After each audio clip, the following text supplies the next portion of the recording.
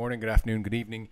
That is Jack. I am Conrad, and this is the Footy 5 Premier League match week 3 in the books, heading into the international break where some players may not actually be playing internationally. Everything that's going. But we will start out in the basement with Arsenal, coming off of a 5-0 loss. Loss is putting it kindly to Man City. 12 minutes, City already up 2-0, courtesy of Gundogan. Ferran Torres, 35th minute, Granit Xhaka doing his best Granit Xhaka impersonation, getting tossed straight red. That's his 4th straight red since 2006, most in the league in that time. And it goes from bad to worse. 3 more to wrap up the worst start to Arsenal league play, 67 years. That's bad. That's not good. That's just, this team is, I don't even know what you do if you're Arsenal, because you've just spent all this money to give Arteta his players, and they don't look anywhere close. They're not there, to be fair. Right? Yeah. Some of them are missing. But still, I mean, you don't look good. You're bottom of the table. I'm not optimistic about this team's ability to finish in the top half, let alone anywhere close to a European place. Well, Ben I don't know what you do for Arsenal. Arsenal. Hasn't played yet, hasn't had his debut. Partey, Pepe have been out, right? I mean, those are 3 big pieces that he needs. Yeah, we're giving him, he's got a long rope, it would appear, right? But I'm surprised he lasts conceded. Yeah, I'm surprised he lasts more than 6 months. Honestly, I won't lie. Because 31st or after. I would say before. I don't think there's a chance he makes it into 2022 at the rate they're going currently. I mean, that's a pretty obvious statement, but they do not look good in the slightest. And it's not even the kind of thing where new additions change that. They are a lost club. City, I mean, they're back on it. They fell off first match of the season. I mean, Spurs 9 points, Arsenal 0 points. I had some people that I was talking to ahead of the season had Arsenal, had a Spurs. I'm just saying, what are you looking at, man? No way. Like, this is not a good team. You know, I think it has some talent, but the culture is just non-existent. That's the most important thing at this moment, in my opinion. I mean, you look at their disciplinary record under Arteta, right? This was their 10th red, 9th straight red since December of 2019 when Arteta took over. That's unbelievable. Now, granted, you have Xhaka, who's contributed some to that. David Luiz had contributed 3 of those. So there's part of your problem permanently with Luiz, and the next 3 matches, no Xhaka to get another red card. Is this down to Arteta's lack of control on this team, or this is dumb players doing dumb things? I think it's just dumb players doing dumb things. I don't think you can blame Arteta for his players just being dumb on occasion. But I think Xhaka isn't a dumb player. He just very hot-headed. It is.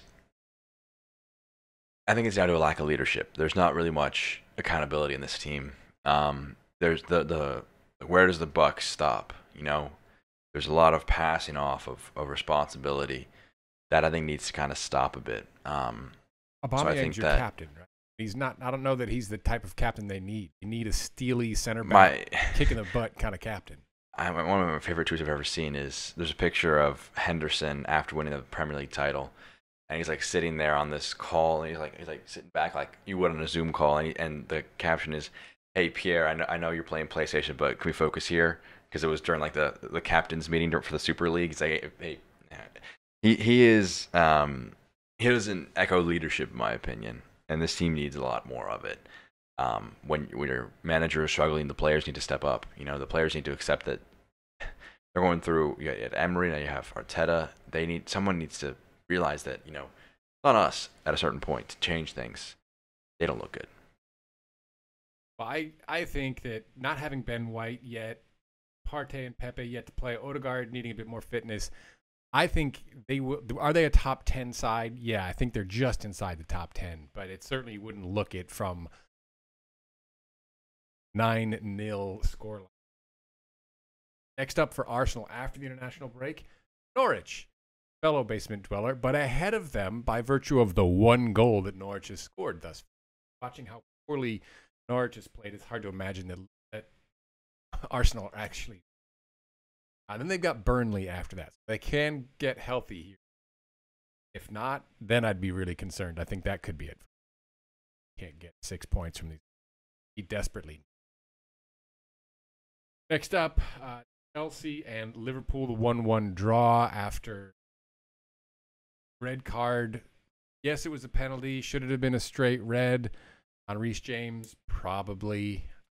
But all the conversation leading up to this, Lukaku versus Van Dijk, and it was an interesting match. But as we've talked about, Lukaku just creates so many opportunities for the rest of the team, most notably in this one for Havertz. They could have gone up 2-0, 3-0 in this, but they just didn't make the right decisions and really let Liverpool. But I think if you're Tuchel, you're much happier with the point than Klopp is. Probably losing 2 points. They were dreadful in the second half. 100%. I mean, away from home, Anfield point, you take that every day. Liverpool, the onus was on them second half, and they showed no ability to break a team down, especially with the Firmino injury. Head into we're recording this Monday night, head into the last day of the window, they need somebody up front because they cannot break down low blocks. That issue has not changed from last year when they struggled between January and March, I should say. And they just need to fix things. I think Van Dijk proved that he's the best center back in the world. Lukaku still has flaws in his game, but I don't think there is. People were, I think, a bit more reactionary than I would have liked after seeing him struggle against Van Dijk.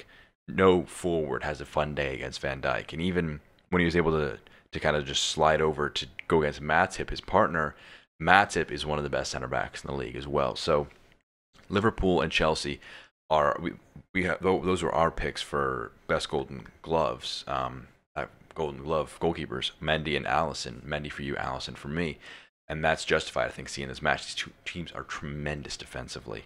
Now Liverpool struggled to break teams down on the attacking half, and I think that Chelsea look a bit better at the moment. So I think that you had them winning the title, correct?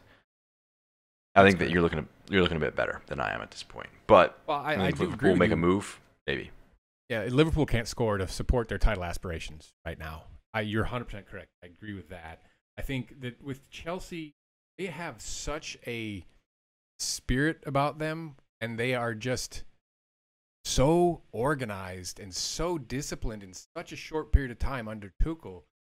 It's remarkable what they've been able to do, and they've gotten good results out of the signings that they've made. I think I've got Lukaku winning the Golden Boot. Obviously, he was held in check in this, but yes, title here. Tuchel has title contenders. Next up for Chelsea, they're away at Spurs and then home to City. Good God. Yeah, so they have a tough ones. And Liverpool Leeds away. You know what happened against Leeds last year with Liverpool? They were gold.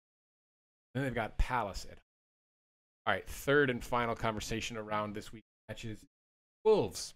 They've taken 57 shots through 3 matches and have 0 goals. They really are the anti-Spurs right now, which is ironic given that Nuno is now at Spurs. Spurs have the 3-1-0 wins and Wolves have the 3-1-0 losses. But Brugge at Wolves has said, I'd much rather play attacking football rather than sit back the way that Wolves used to play and the way that the Spurs are even playing now and attack on the counter because Bruno says the goals will come. And he's correct. It's just a matter of time. But you've really only got one proven goal scorer, Raul Jimenez, and Traore is a wrecking ball, creates all kinds of havoc, but can't finish.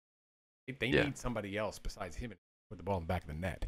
Yeah, I think they're making a move for Renato Sanchez in the midfield. I like that one. I think they want to have one other player on deadline day. You mentioned Traore, how good he is. God, he looked unbelievable, dude. He's untouchable. He missed some clear shots. In the middle third of the field, he's one of the best players in the world. But the issue is that when you get to the final third, then he's just non-existent. His end product is just gone. Like, he could be legitimately one of the best players in the world if he just had any sort of end product. So it's almost like the football gods have just taken that from him. So he's just not so unbelievably unstoppable. Because, like, just how do you stop this guy? Like, legitimately, it is so... He defies physics. But they look good. 3 1-0 losses is tough, yes, but they are in a good spot. You would much rather have the XG flowing and the goals not yet. Unless you're it'll take time. I think Jimenez will take time to develop a bit more. So, you don't want to be on 0 points, but you compare them on 0 points to Arsenal on 0 points, and you feel a lot better. Especially in the match against United, they should have scored 1-2 goals in that first half, and I mean, we just knew both in United's history in matches and in Wolves this season so far, you needed to score a goal when you were in that dominant spell of pressure because United can squeak out results. Wolves cannot. That's the big difference between two teams because they couldn't capitalize when they had those chances. Cost them in the end. I think that they have a lot of potential under Bruno Lage.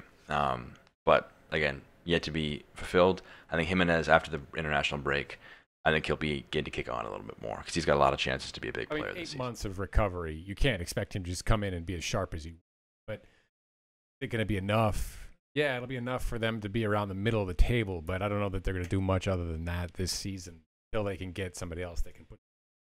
Good news for them, Watford, Brentford, who's no walkover. Brentford are quite good. They haven't lost. And then Southampton, both. They should be able to get a decent amount of points from those. But who knows? We have Brighton in here. Last year they had 53 expected goals, and they ended up with 40. So they were very much what Wolves are going through this year. Here, they've already got 6 points. Brighton do, sitting comfortably in the top half of the table. Last year, I don't think they got to 6 points until the 9th match or 8th match. So quite good for Graham Potter and his side. Go Brighton. That will do it for us for our look back at week 3. Please do let us know what you think in the comments. Do like, do subscribe. Look for us on the Twitter at the 45. Jack, Conrad, this has been the 45. Take care now.